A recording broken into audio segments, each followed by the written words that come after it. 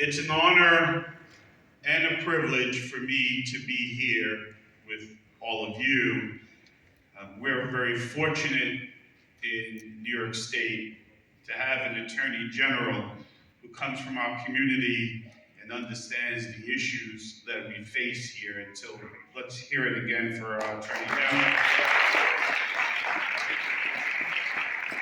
An Attorney General who doesn't just come and speak to us, now and then and here and there, but really because she's a part of our community. And Attorney General, I am grateful for your partnership in the work that we're doing to prevent and fight gun violence. It falls on me as the district attorney to often have the most difficult conversations with family members. And like our Attorney General, I've been to too many funerals and too many hospitals.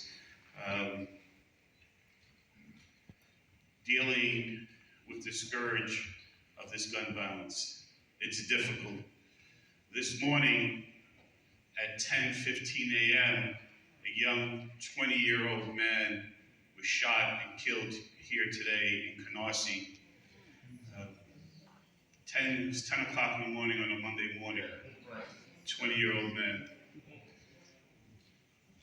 Just before I came here, I authorized the arrest of a 38-year-old man who the police have found probable cause for to charge for the shooting of the police officer from 2 days ago.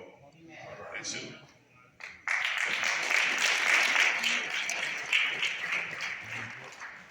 the work around gun violence is something that takes so much of my attention, but really so much of my heart and soul, and so much trauma that it causes survivors, police officers, and people who are doing this work. It's why the God Squad is so important to me. It's that the clergy and others coming together to offer spiritual support, to provide encouragement, to do the work on the ground. The God Squad and our clergy here in Brooklyn have really done a lot to try to reduce gun violence, and I'm really grateful for the partnership. Last year, I guess it's 2 years ago now, we did a clergy council meeting in my office, and we have a partnership, and we're doing the work to do violence interruption on the ground, community violence interruption. And I want everyone to know that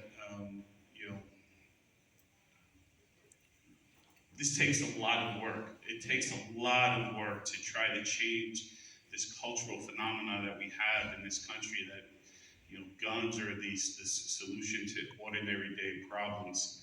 We're working around the clock on this issue. We had some success. We saw homicides rise in Brooklyn by 75% in 2020. It's really a tremendous number, and we saw the number of cases being solved really get reduced at the same time, and that has really impacted so much of the safety and security and confidence in government, in law enforcement, but there's so many people that just have not gotten any kind of closure. This is something that we need to figure out other solutions. And so the issue for me, and I want to be clear on the enforcement piece, anyone who picks up a gun and hurts another person with it will be prosecuted to the fullest extent of the law in this county.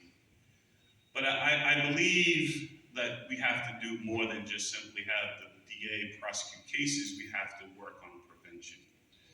Because as I look here at many of these familiar faces to me. Some have had closure, they've had someone arrested and prosecuted. Some have never had that. In my own family history, something that I don't talk about publicly except in this room, the person who shot and killed my brother went to trial and received a sentence of 10 years.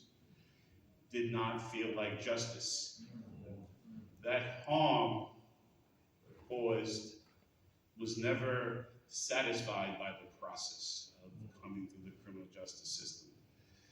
And so, to all of you, to all of the people in this space, every town, Moms Demand Action, Not Another Child, to all the people who are doing this work, understand that as district attorney, I pledge to continue to do the fight in the courtroom to make sure families get their day, and people are held accountable, and people who hurt others are not allowed to do that to anyone else.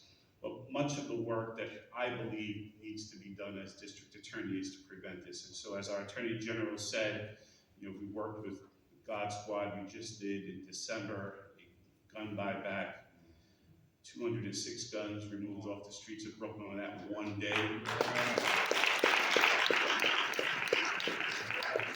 The largest gun buyback, most successful buyback in New York City history. We were working around the clock to figure out other things. We just put $2.7 million as the largest investment that the district attorney's office has ever made into central Brooklyn to do a program working with young gang members. It's really a life skill program. It's called Project Restore. It's up and running now. It's mostly in Bed-Stuy, around the Roosevelt houses. But it's really a program that's meant to prevent other families from joining the ranks. You see, these young men that were involved in this gang, between these two gangs, they were responsible for over 40 shootings over a 2-year span. So 33 of them are in jail today, but we know that the next generation of young people who want to get status in that gang are coming up. And so the goal is to do something that we've never really done before as a law enforcement agency. It's really just to invest in these young people. So they've been working with identifying these young people